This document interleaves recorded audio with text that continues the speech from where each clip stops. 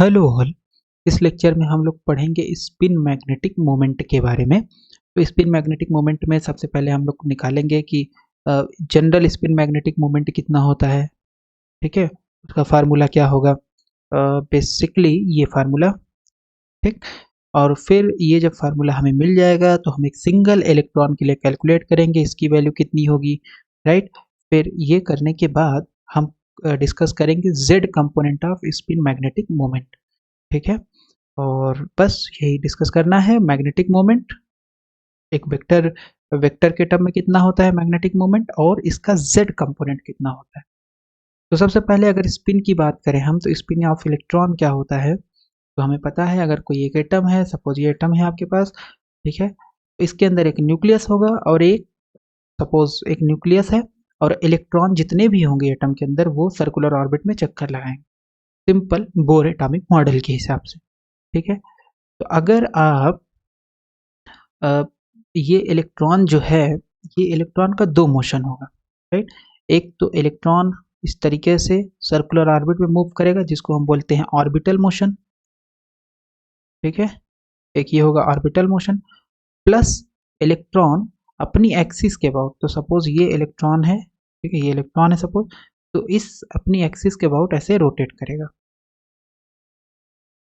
यहाँ पे अगर इलेक्ट्रॉन है तो यहाँ से एक्सिस जो पास करेगी उसके अबाउट ये रोटेट करता हुआ आगे बढ़ेगा, यहाँ पे आएगा, फिर ऐसे रोटेट करते करते करते करते मोशन करते करते ये सर्कुलर ऑर्बिट में ऑर्बिटल मोशन करेगा, तो इसको बोलते हैं स्पिन मोशन ऑफ इलेक्ट्रॉन। ठीक है, तो ये स्पिन मोशन होगा। इलेक्ट्रॉन कैसे मोशन करेगा, orbital motion plus spin motion. ठीक है, तो इसका एक एग्जांपल अगर हमें समझना है कि स्पिन मोशन कैसे होगा, तो जैसे अर्थ का मोशन अराउंड द सन होता है, अर्थ का जो मोशन अराउंड द सन होता है तो उसमें स्पिन मोशन भी है और ऑर्बिटल मोशन भी है। ठीक है, ऑर्बिटल मोशन की वजह से पूरा एक साल होता है 365 डेज, और स्पिन मोशन की वजह से अर्थ के दिन और रात होते हैं।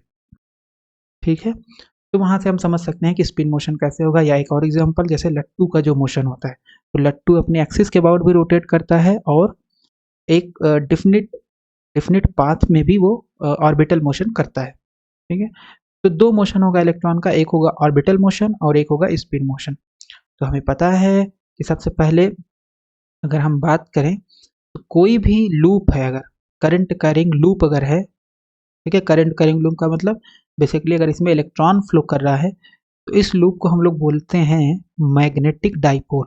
इसको क्या बोलेंगे, मैग्नेटिक डाइपोल। अगर कोई भी लूप है उसमें करंट सपोज आई फ्लो कर रहा है, ठीक है, इलेक्ट्रॉन भी हटा देते हैं थोड़े समय के लिए, सपोज इसमें करंट आई फ्लो कर रहा है तो हम इसको क्या बोलेंगे, मैग्नेटिक डाइपोल। और अगर इलेक्ट्रिक डाइपोल पूछा जाए तो क्या होता है, दो प्लस और minus Q charges certain distance D से सेपरेटेड है, तो यहाँ पे माइनस क्यू चार्ज होगा, यहाँ पे प्लस क्यू, और ये सर्टेन डिस्टेंस से सेपरेटेड है तो इसको बोलेंगे इलेक्ट्रिक डाइपोल।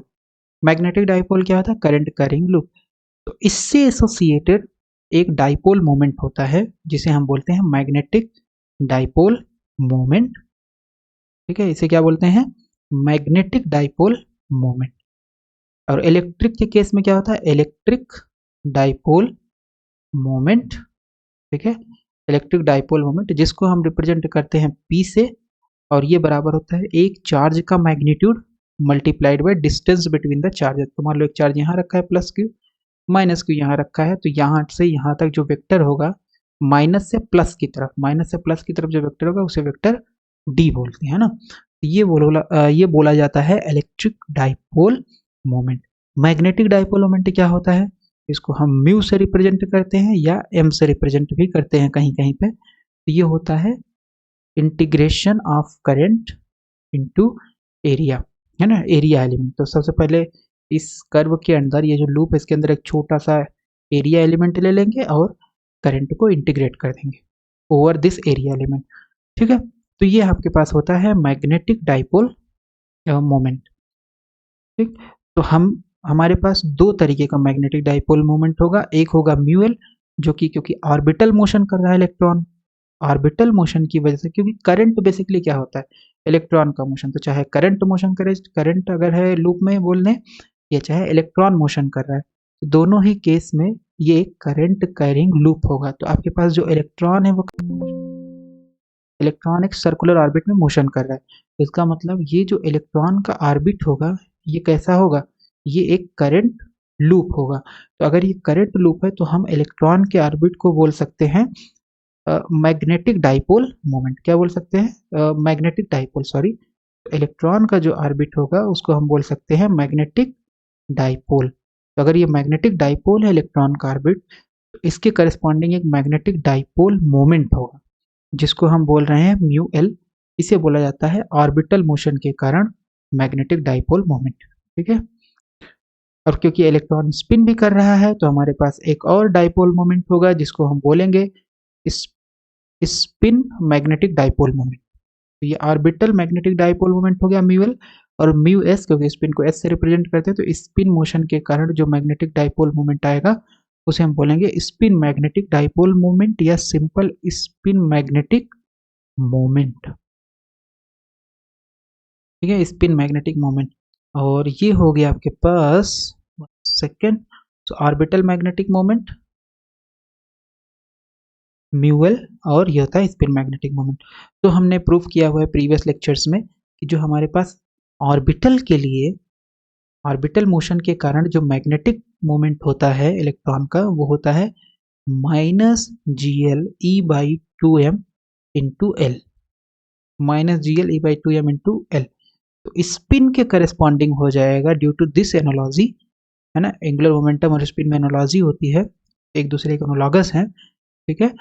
तो एल की जगह पे हम रख देंगे एस और जी एल की जगह पे रख देंगे G S, sorry not J, so this is S. Spin है ना, तो स्पिन है तो जे। तो ये हमारे पास हो गया स्पिन मैग्नेटिक मोमेंट। ठीक है, या स्पिन डाइपोल मैग्नेटिक मोमेंट भी बोल सकते हैं। ठीक है, तो ये हमारे पास हो गया ऑर्बिटल मैग्नेटिक मोमेंट, ये हमारे पास हो गया स्पिन मैग्नेटिक मोमेंट। ओके, सो ऑर्बिटल मैग्नेटिक मोमेंट हमने निकाल रखा है, प्रूफ कर रखा है। ये होता है minus g l e upon two m into vector l. और ये जो जी एल है इसकी वैल्यू हमने प्रूफ हमारे पास होती है 1। इसको जी एल का एक स्पेशल नेम है, इसको बोलते हैं ऑर्बिटल जी फैक्टर। क्या बोलेंगे इसे, ऑर्बिटल जी फैक्टर या ऑर्बिट जी फैक्टर। ठीक है, जिसकी वैल्यू 1 होती है। एनालॉगसली स्पिन मैग्नेटिक मोमेंट, इसको हम म्यू एस से रिप्रेजेंट कर देंगे स्पिन के लिए, minus g s e by two m, और एल की जगह पे क्या हो जाएगा, एस हो जाएगा। स्पिन एंगुलर मोमेंटम आपके पास आ जाएगा। ठीक है, तो जहाँ पे जो ये जी एस है इसको क्या बोलते हैं, स्पिन जी फैक्टर। ये क्या है आपका, ये है स्पिन जी फैक्टर। और एक्सपेरिमेंटली, क्योंकि जीएस तो हमने कैलकुलेट किया नहीं है, तो एक्सपेरिमेंटली जो जीएस है इसकी वैल्यू होती है 2 के बराबर। तो इसका मतलब ये जो म्यू एस हो जाएगा ये हो जाएगा 2 minus two e by two m into s. लेकिन क्योंकि हम मैग्नीट्यूड की बात करेंगे तो दोनों साइड मैग्नीट्यूड ले लेंगे। तो जब मैग्नीट्यूड लेंगे तो इसका मैग्नीट्यूड ये जस्ट माइनस हट जाएगा, जी एस की जगह पर आ जाएगा 2 e by two m into s का मैग्नीट्यूड। और एस का मैग्नीट्यूड कितना होता है, तो हमारे पास दो वेक्टर होते हैं, एक है ऑर्बिटल एंगुलर मोमेंटम, दूसरा है हमारे पास spin angular momentum. Orbital angular momentum जो होता है उसकी जो वैल्यू होती है क्वांटम मैकेनिक्स से, ये होती है L L plus one H cross, और स्पिन की जो वैल्यू होती है वो होती है S S plus one H cross. ठीक है, ओके। क्वांटम मैकेनिक्स इतनी वैल्यू होती है, तो यहाँ पे हम लोगों ने रख दिया ई, ये 2 से 2 कैंसिल, ई अपान एम हो गया। और एस की क्वांटम मैकेनिकल वैल्यू रख दी है, तो S S plus one H cross. S क्या है, स्पिन क्वांटम नंबर। अगर सिंगल इलेक्ट्रॉन लेंगे तो एस की वैल्यू कितनी होगी, हाफ। ठीक है, तो एस की वैल्यू हो जाएगी हाफ, तो यहाँ रख देंगे हाफ, हाफ प्लस वन, और ये ई बाई एम हो गया। ओके, सो ये हाफ प्लस वन, इसको सॉल्व कर लेंगे तो ये हो जाएगा 3/2, और यहाँ 1/2, तो ये आ जाएगा 3/4। कितना जाएगा, 3/4। अंडर रूट है तो 4 का अंडर रूट हो जाएगा 2, और ये आ जाएगा अंडर रूट 3/2। ठीक है, एच क्रॉस अंडर रूट के बाहर है तो यहाँ लिख सकते हैं, तो ये हो जाएगा e h cross upon m, और यहाँ आ जाएगा आपके पास under root 3/2। So this value e h cross upon 2m, e h cross upon 2m जो है इसको हम बोलते हैं बोर मैग्नेटॉन। ये एक कांस्टेंट है। ये वैल्यू जो है ये क्या है, एक कांस्टेंट है, इसको बोला जाता है बोर मैग्नेटॉन। ओके, तो जहाँ पे एच क्रॉस जो है वो क्या है, एच अपॉन 2 पाई, और एच क्या है, एच है आपका प्लांक कांस्टेंट, एम क्या है, इलेक्ट्रॉन का मास, ई क्या है, इलेक्ट्रॉन पे चार्ज का मैग्नीट्यूड, यानी 1.6 10⁻⁻19। इसको कैलकुलेट कर लेंगे। So this is a constant and it is known as Bohr magneton. तो ये आ गया आपके पास e h cross upon 2m, mu b हो जाएगा ये, और ये हो गया √3। So this is √3 mu b, यानी हमारे पास जो स्पिन मैग्नेटिक मोमेंट का मैग्नीट्यूड आया वो कितना आ गया, √3 म्यू बी।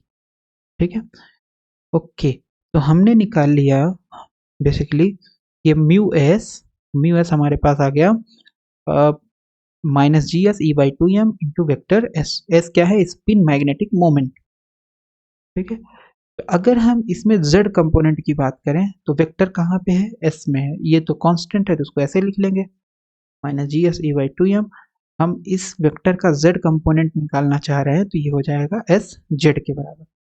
ठीक है, तो Lz हमारे पास होता है या यहाँ Lz क्वांटम मैकेनिक्स में कितना हो जाता है, ml h क्रॉस, और इसके करस्पॉन्डिंग s का जो z कंपोनेंट होगा, Lz क्या है, l का z कंपोनेंट, Sz क्या है, s का z कंपोनेंट, भी हो जाएगा ms h क्रॉस, और अगर s हाफ है तो ms कितना होगा, ms हो जाएगा आपका हाफ और माइनस हाफ, है ना, हाफ और माइनस हाफ, यही दो वैल्यूज होगी।